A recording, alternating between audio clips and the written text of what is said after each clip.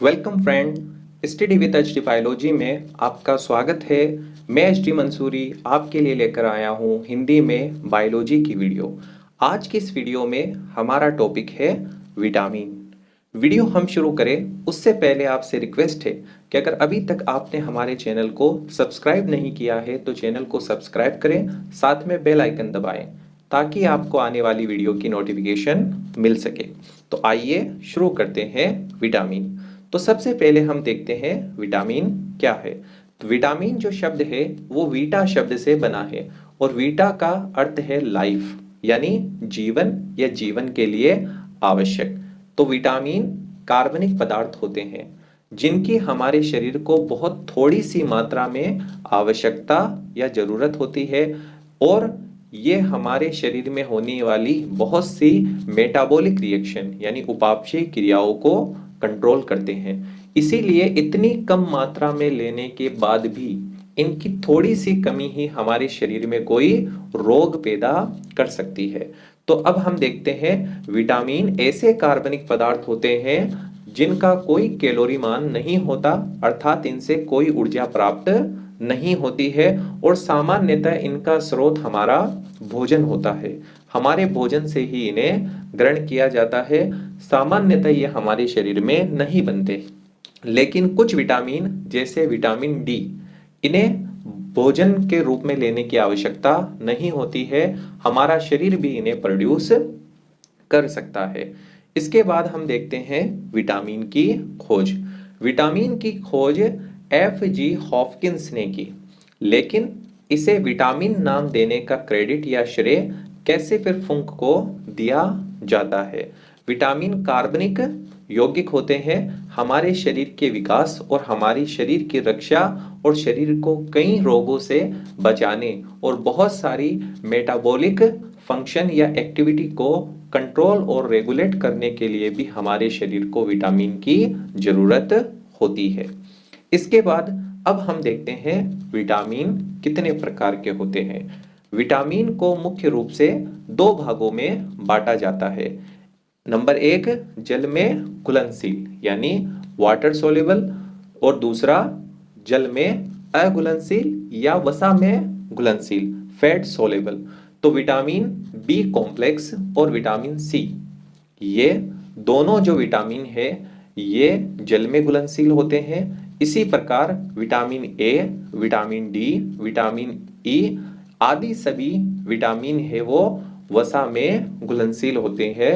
अब हम इन दोनों प्रकार के विटामिन को पढ़ते हैं। तो सबसे पहले हम देखते हैं वसा में घुलनशील विटामिन। वसा में घुलनशील विटामिन शरीर और यकृत के वसा ऊतकों में जमा हो जाते हैं। तो हमारे शरीर में जो फैट है या जो लीवर में फैट है वहां ये विटामिन जाकर जमा हो जाते हैं और सामान्यतः क्योंकि ये पानी में घुले हुए नहीं होते हैं इसलिए मूत्र के साथ ये बाहर नहीं निकलते हैं। इसीलिए हमारे शरीर को इन विटामिन की उतनी ज्यादा कमी देखने को नहीं मिलती है, क्योंकि वसा में घुलनशील होने के कारण कुछ महीनों तक ये हमारे शरीर में स्टोर रह सकते हैं। तो कौन कौन से ऐसे विटामिन है जो वसा में घुलनशील है? तो vitamin A, vitamin D, vitamin E और विटामिन के, ये सभी विटामिन वसा में घुलनशील होते हैं। पानी में घुलने वाले या जल में घुलने वाले विटामिनों की तुलना में इनको संग्रहित करना आसान होता है, क्योंकि ये पानी में नहीं घुलने के कारण मूत्र के साथ शरीर से बाहर यानी यूरिन के साथ इनका एक्सक्रेशन नहीं हो पाता है। अब हम देखते हैं ये जो सभी विटामिन है ये हमें कहाँ से प्राप्त होते हैं, इन विटामिन का क्या नाम है, और नॉर्मली अगर इनकी डिफिशियंसी या कमी हो जाए तो हमारे शरीर में इस विटामिन से क्या लक्षण देखने को मिल सकता है। तो सबसे पहले हम बात करते हैं विटामिन ए, जिसे रेटिनॉल कहा जाता है। ये विटामिन हमें अंडे, चीज, स्वीट पोटैटो यानी शकरकंद, मछली, गाजर, पपीते और शिमला मिर्च आदि से अच्छी तरह से प्राप्त होता है। तो गाजर विटामिन ए का सबसे अच्छा स्रोत है। इसके अतिरिक्त दूध, अंडे और फलों में भी बड़ी मात्रा में विटामिन ए पाया जाता है। अगर हमारे शरीर में विटामिन ए की कमी होती है तो इससे होने वाला जो रोग है वो है रतौंधी यानी रात का अंधापन। इस रोग में व्यक्ति रात को सामान्यतः नहीं देख पाते हैं। इसके बाद दूसरा जो विटामिन है वो है विटामिन डी। विटामिन डी का रासायनिक नाम है कैल्सीफेरोल। ये ऐसा विटामिन है जिसका फॉर्मेशन हमारी स्किन कर लेती है और सबसे बड़ा इसका जो सोर्स है वो है सनलाइट या सूर्य का प्रकाश। इसलिए सुबह और शाम दोनों ही वक्त हमें कुछ टाइम या 10 से 15 मिनट धूप में जरूर बैठना चाहिए ताकि हमारा जो शरीर है वो विटामिन डी का फॉर्मेशन कर सके। तो सूर्य के प्रकाश के अलावा दूध, अंडा, मछली, अनाज, बटर आदि सभी भी विटामिन डी के प्रमुख स्रोत होते हैं। ये विटामिन हमारी हड्डियों के विकास के लिए बहुत जरूरी है। इसलिए अगर हमारे शरीर में विटामिन डी की कमी होती है तो इससे होने वाला जो प्रमुख रोग है वो है रिकेट्स। इसके बाद अब हम देखते हैं विटामिन ई को। विटामिन ई का रासायनिक नाम है टेकोफेरोल। टेकोफेरोल या विटामिन ई हरी सब्जी, मक्खन, दूध, अखरोट, अंडे, मक्के, स्ट्रॉबेरी, खीरा, सब्जियां आदि सभी से आसानी से और बड़ी मात्रा में प्राप्त होता है। अगर हमारे शरीर में विटामिन ई की कमी होती है तो इसका सबसे प्रमुख रोग जनन क्षमता में कमी आना होता है। इसके बाद अब हम देखते हैं विटामिन के। विटामिन के का रासायनिक नाम फिलोक्विनोन होता है। विटामिन के प्रमुख स्रोत टमाटर, हरी सब्जियां और दूध हैं। टमाटर, मिर्च, पत्ता गोभी आदि सभी या इसके अतिरिक्त हम देखें गाजर, केला आदि सभी विटामिन के प्रमुख स्रोत है। विटामिन के का सबसे प्रमुख कार्य है चोट लगने पर रक्त का थक्का बनवाना। अगर चोट लगने पर रक्त का थक्का न बने तो इसके बहुत से कारण हो सकते हैं और इसका एक कारण शरीर में विटामिन के की कमी भी होता है। इसके बाद अब हम देखते हैं वो विटामिन जो जल में घुलते हैं, वसा में नहीं घुलते। तो जो विटामिन जल में घुलते हैं तो वो फिर मूत्र के साथ हमारे शरीर से निष्कासित होने लगते हैं। इसीलिए हमारे शरीर को वसा में घुलनशील विटामिन की तुलना में जल में घुलनशील विटामिन लेने की आवश्यकता ज्यादा होती है। तो पानी में घुलनशील विटामिन लंबे समय तक शरीर में नहीं रहते हैं, शरीर उन्हें संग्रहित नहीं कर सकता है और वे जल्द ही मूत्र में उत्सर्जित हो जाते हैं। इस वजह से पानी में घुलनशील विटामिन को वसा में घुलनशील विटामिन की तुलना में अधिक बार बदलने की आवश्यकता होती है, अर्थात हमें भोजन में इन्हें ज्यादा से ज्यादा लेने की आवश्यकता होती है। सबसे पहले हम बात करते हैं विटामिन बी की।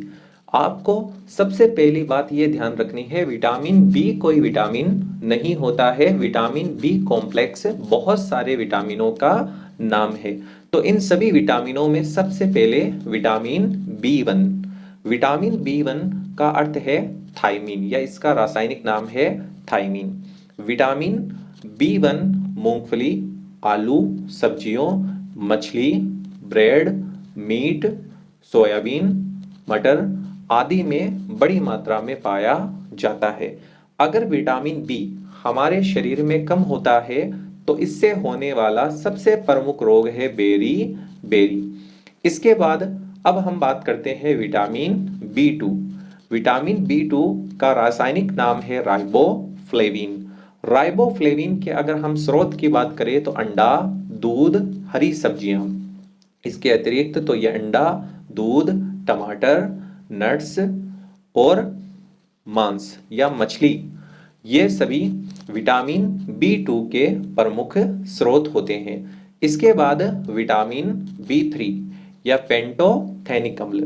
पेंटोथेनिक अम्ल मांस, दूध, टमाटर और मूंगफली इसके प्रमुख स्रोत होते हैं। अगर हमारे शरीर में लंबे समय तक विटामिन बी3 की कमी होती है तो इसका सबसे प्रमुख लक्षण है बाल सफेद होना और पैरों में जलन होना। अगर आपको ये सब लक्षण होते हैं तो आपको डेयरी प्रोडक्ट बहुत ज़्यादा यानी दूध, दही, छाछ, पनीर आदि सभी बड़ी मात्रा में लेने चाहिए। उसके बाद विटामिन B5 या नियासिन, इसका रासायनिक नाम निकोटिनेमाइड भी होता है। मांस, मूंगफली, आलू, मशरूम, योगर्ट आदि सभी या एवोकाडो आदि सभी इसके प्रमुख स्रोत होते हैं। इसके प्रमुख न्यूनता के लक्षणों में सबसे प्रमुख लक्षण है मासिक विकार या पेलाग्रा।